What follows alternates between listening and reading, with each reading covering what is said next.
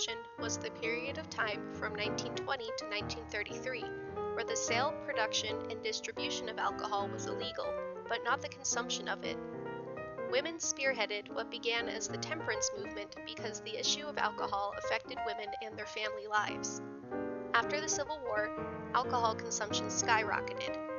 With it rose the social ills that follow alcohol abuse.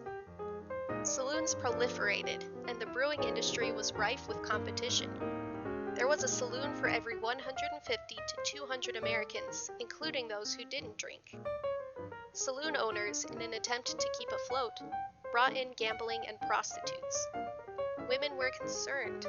Husbands and fathers were spending their wages on alcohol before they came home, leaving their families without needed money.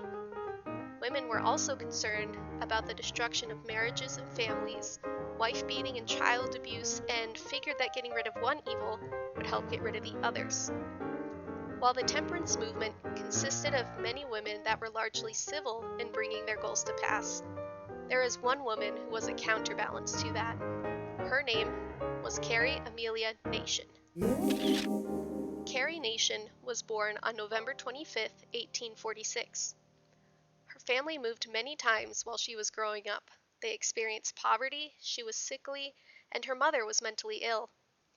At age 21, in November 1867, she married Dr. Charles Gloyd.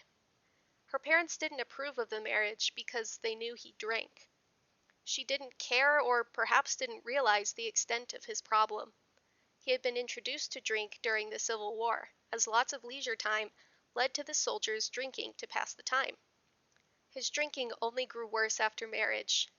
She became pregnant in 1868, and the excessive amount he was drinking rendered him unable to support her and their soon child.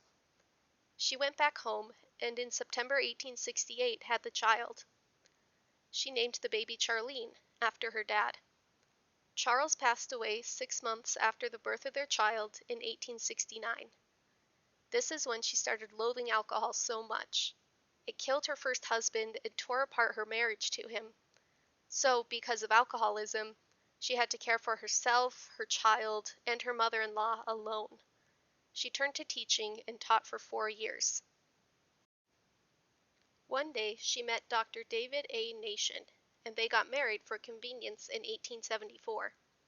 When her husband became a pastor after a few failed careers, they settled down in Mountain Lodge, Kansas.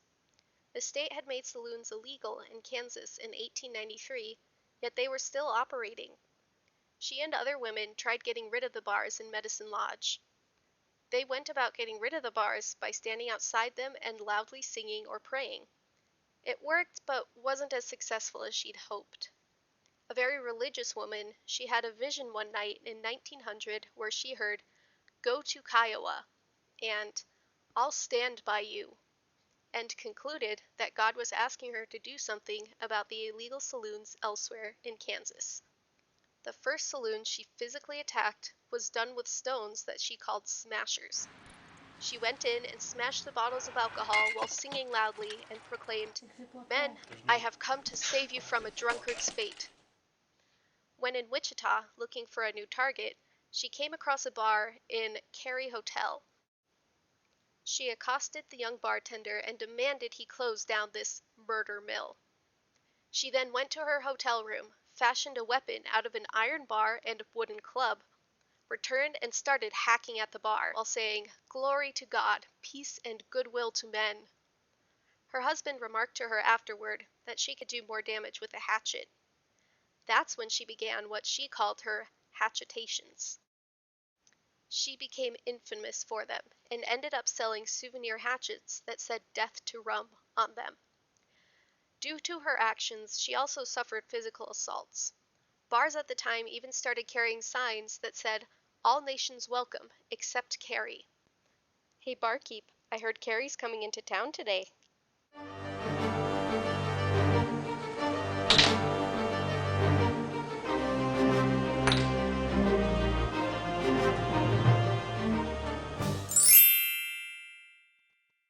Contrary to what was popular at the time, she refused to wear corsets.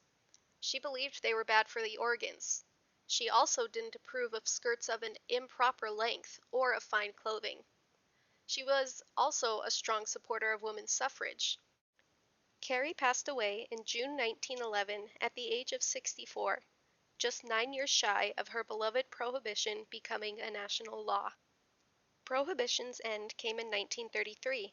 It was the era of the Great Depression, and support for the continuance of Prohibition had waned.